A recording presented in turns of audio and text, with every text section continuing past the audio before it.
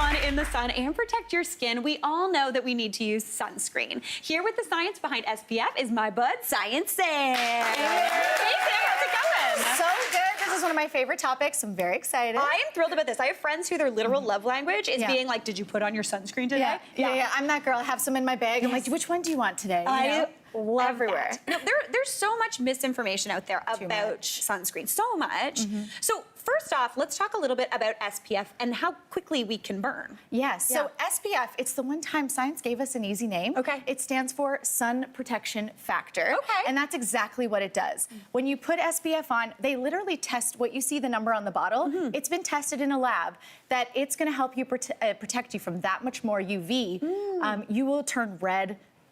You can handle more UV before turning red with that SPF on versus without. That's the laboratory test. Wow, I feel bad for whoever was getting that tested in the laboratory. It's not great, but we need to make sure it works. It's pretty important stuff, 100%. Oh, that is so cool. Don't take my word for it. Let's put this to the test. Okay. I brought some light-sensitive paper. Really cool for making art in the sun. Yeah. We're going to use it for science. Okay. You can see here it's all blue. When this gets exposed to UV, it actually bleaches white. Oh, so we're going to use that to test this SPF 60 I had laying around the house.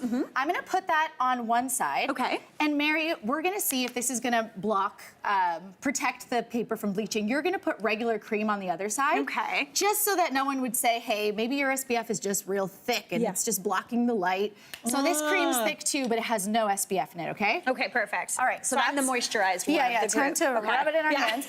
I'm going to put that under our pretty strong UV light here. Okay. And that's just going to cook for a few seconds. Okay. All right. So while that does its thing, SPF, it's a factor, and factors are usually like a multiplication situation.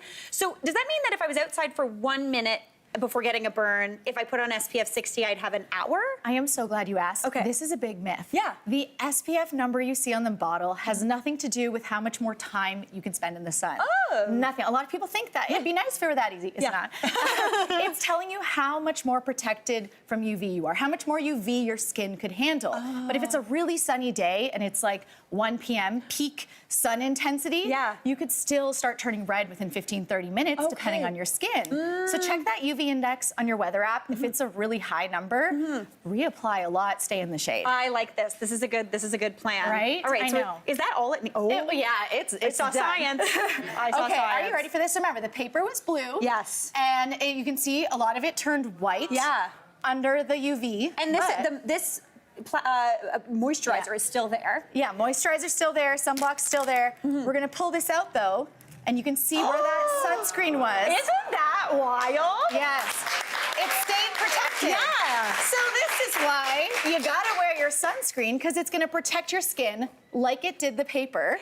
This is very key, because sometimes when I put makeup on, I'm like, not protected from the sun. No, that wasn't enough, right? Yeah. Okay, so the other quick thing here is this SPF's protecting you from UVB rays, which are damaging, that's good. But I also want you to look for not only a high SPF number, but broad spectrum protection when you're shopping, so you're protected from all UV rays. Oh, very cool. Keep that in mind. Now, when we're applying, how much should we actually be using? Because I feel like this is a tricky thing. Some people are like, psh, done for the day. I know. Yeah. I know. You really, this is to get the number on the bottle, how much you use matters. I'm gonna put you to the test, Mary.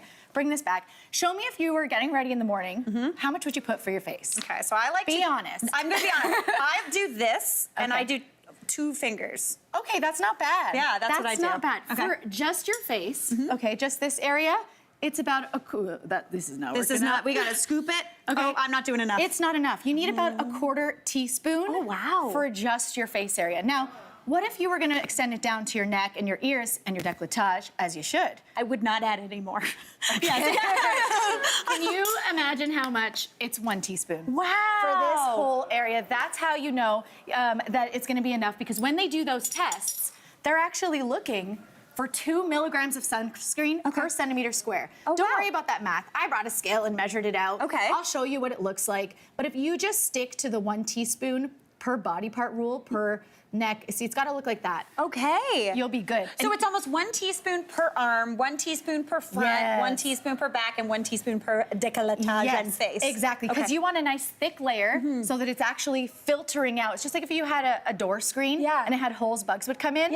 Holes in your sunscreen lets in UV rays. Okay. So for your whole body, it looks like this. Oh, wow. 35 mils. Wow. For your whole body, every time you reapply, 1 teaspoon for every body part. That's what Health Canada recommends. That is an excellent Yeah. measurement. Fun fact, 35 mils, 2 tablespoons and 1 teaspoon if Oh. anybody's looking Come on, for the Matt. cooking measurement. Come on, Matt. No big deal. Sam, thank you for keeping us safe in the Cheers. sun. Cheers. We're going to go get sunscreened up. Okay, we got to take a quick break, but we'll be right back. Hey, Mary here.